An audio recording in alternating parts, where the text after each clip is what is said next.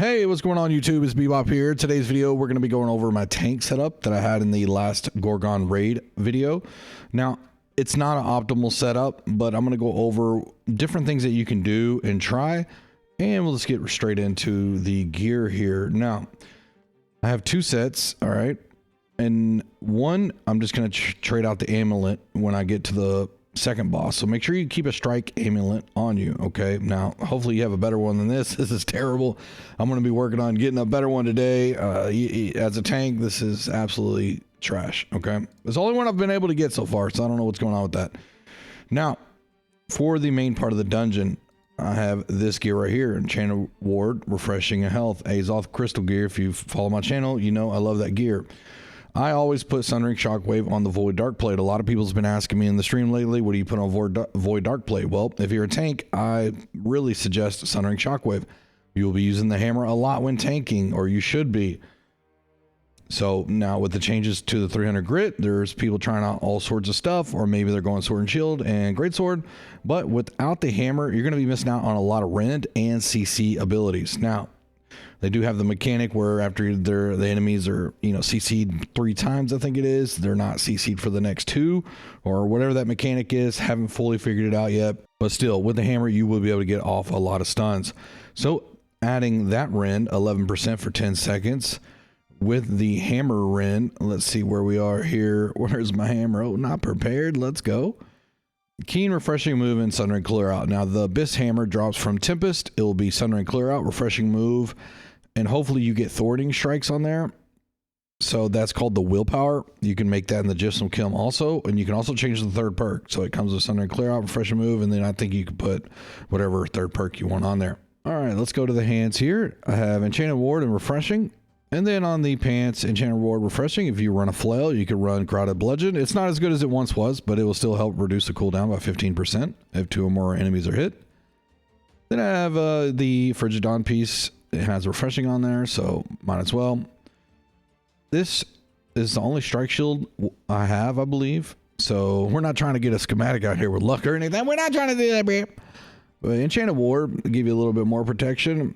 You got Strike Shield Ward. And that's what basically we're looking at here. I need to get a better one soon. But with this on, your protection with the sword out will be 34% slash and 34% strike, 20% thrust protection. So if you pull the Greatsword out, now you will be 34 slash, 20 strike, and 20 thrust. So you lose some protection with the Greatsword out. With the Sword and Shield, you will gain some protection, so keep that in mind when you're running through. Now for me, I prefer to run the main part of the dungeon, go into the first boss fight with just a Greatsword. And I really wanted to go Sword and Shield to try some stuff out and just play a little bit differently than having a hammer with Great Axe or Greatsword. So I went with the Sword and Shield, and I went with Leaping Strike. It's an old favorite of mine that I used to run a lot when tanking back in the day. I haven't used it in a long time because Whirling Blade's just been so good since they redid this, but this is going to, the Whirling Blade will apply 16% weaken for 6 seconds, and then when you combine that with the weaken you get here, 20% with all enemies within 5 meters, I mean, it is just such a great way to weaken a lot of enemies around you. And as a tank, that's really good. You just need to time this because you don't have grit when doing this, so you can be stopped. But usually you can get both hits off. All right. But the Leaping Strike, I wanted to put on because sometimes our healer gets, let's say spiders or whatnot on the second boss on her. Let's see, there might be a mob I lose aggro on, and let's say the dog's the mob. I could easily just Leaping Strike right over to it and hit it, even if I'm slowed by the web. It's not going to affect it. I'm going to be able to hit that mob, and then I can shield rush, keep aggro, and then go back to doing what I'm doing. So I wanted to try that out. Also getting to a certain point and staggering enemies with that Leaping Strike because it is a stagger and it applies slow. I really do like the Leaping Strike. The Whirling Blade is better, but sometimes you got to change it up to keep tanking interesting. All right, it's not the most exciting thing. And then when we go to the sword, I have this one. I'm going to be changing this out soon, but it's Keen, Vicious, Refreshing Move. It's just an old school favorite of mine, Keen, Vicious, Refreshing Move. That's what it used to be with the old grit system. Now you can do a lot of different things with the sword, and I'm probably going to go to something like this. It's a sword that has vicious, refreshing move, contagious appeal. I might try that out as tanking. I'm not really sure. Don't really feel like I need it. The shield rush is just so much better. But this one right here, refreshing move, empowering whirling blade, trenchant strikes. I do like this trenchant strikes because on the first boss there is sometimes where I'm just going to be trenchant striking with the sword. Now you want to be on the greatsword a lot more because the stamina damage is so much better with the sword. And usually on the sword and shield, you're going to be trying to get to your third light attack to apply the Ren. So trenchant strikes really isn't a thing, but I'm going to be trying some stuff out. And then also you have the Butcher, which is such a great weapon to use. Empowering whirling blade, keenly jagged, and jagged whirls. It's just going to inflict a lot of bleeds, and that way it will help you hold aggro. So if you want to go through the main part of the dungeon and have aggro held a lot better, you could throw this on and run with this.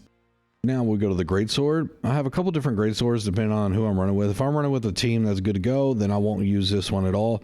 But if I'm running with, randoms, I use Trenchant Recovery. You never know how the healers are going to be, and if the Sacred's going to be on you at times, especially in the second boss fight, because stuff's going all over the place. Trenchant Recovery, heal for 25% of the damage dealt. And since you're not going to be hitting that hard, hated, generates more threat, and your heavy attack, every heavy attack is a taunt now, so shouldn't lose aggro here. Keen to help get the critical hits. I have Brutal, Heart Rune, of Stone Form, which is an unstable one. This will explode at the end and basically create a little taunt. I have the Slash Protection Amulet right here with health, and my regeneration serums are good, better, 10%. I have a slash damage, hardy, and sacred ring. I need to change the third perk out here for leeching, but get to it eventually. Nimble, despised, healing heart. Nimble is good for regeneration of stamina. Despised, and then healing heart, another way to heal. So if I'm not using that great sword, I will switch it out for this other one. Let me find it. Come on, eyes, you can do it. Here it is. All right, Keen, refresher move, and trenchant strikes. This is usually what I go with because you're going to be doing more damage. You're going to get your cooldowns a lot faster, and then you have Keen for the better chance of criticals also. So these are the two that I end up going with depending. Now, the trenchant recovery, it just really helps with getting your health a lot quicker. If you're finding yourself dying or going low health a lot, maybe the healers aren't up to par, or maybe your gear isn't up to par, you're taking a lot more health, you could add to this Trenchant Recovery Greatsword and go to Blood Drinker, which will do 25% lifesteal, but you're going to have a 25% decrease in damage. From what I hear from the numbered math guys, that it's not full 25% takeaway damage. It's more like 14%, but I haven't tested it. Either way, I have ran it plenty of times with this and this great sword to test it out, and it's really, really nice. You're just full health like all the time, and you're still holding aggro just fine. So, all right, let's go to the nature set. Actually, for the first boss, then we'll just keep the same set. We'll throw on this Ami. Now, I will have 59 or 51.9% strike damage resistance, 17.5 slash, and 17.5 thrust. Now you will be careful about the slash attacks because on that first boss he does do 2 swipes that are slash, and they hurt, bro. They hurt. But if you can take those, then you can dodge some of the slams. So if you want to keep your slash amulet in, and just if you're really good at dodging the slams, then you can. Because now with the sword and shield out, I'll be back to even, and if I have my great sword out, I'll still be good on those big slashes. But now my strike, you better be able to dodge really good because those strikes will hurt. So you can pick to do either one that you want.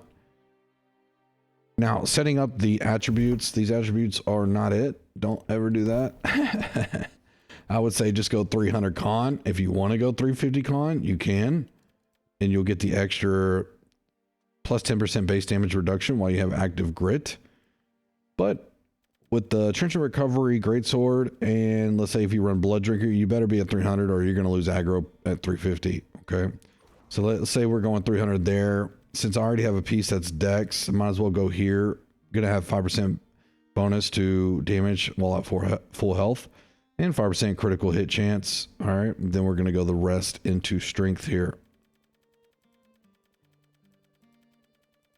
Boom. And that's what we'll do for that setup. Now, if you want to run a hammer instead of the sword and shield, then you can. Just remember, without the shield, you will lose some of the strike protection, but the hammer is really good at giving you fortify. It's also really good at rending the enemies and constant CCs. So there is a benefit. And now with your attributes, you would definitely want to go a lot into strength because you need to be able to have this hit pretty hard, or else it will lose aggro when you switch to hammer. Now, first boss, you need to be sword and shield and greatsword. Okay, that's pretty much a must. If you're not, kind of throwing, to be honest. Now, the reason why with the sword and shield, when you cannot damage stamina with the greatsword, so you want to be hitting the first boss a lot doing stamina damage. Okay, when you can't do the stamina damage, let's say the free damage stage, or his health or his stamina hasn't regenerated yet, you need to be on the sword and shield, especially when you knock them, for the 10% leadership ability bonus to all the DPS in your group. And you need to be applying Ren with every hit, every third hit of the melee light attack chain with this dot right here. Final attack in your light attack chain inflicts 15% Ren for 2 seconds. Okay, you want to constantly be putting that down at that time. And also, you should be leadership. Grant empower to all group members, increasing their damage by 10%. So if you have an AoE healer, tell them to go to group 2 with the other healer, and then you can have 4 DPS in your group tank, and that way it's 40% damage buff. Huge. Okay, now your sword, most people will set it up. I'll set it up how most people are going to set theirs up, okay?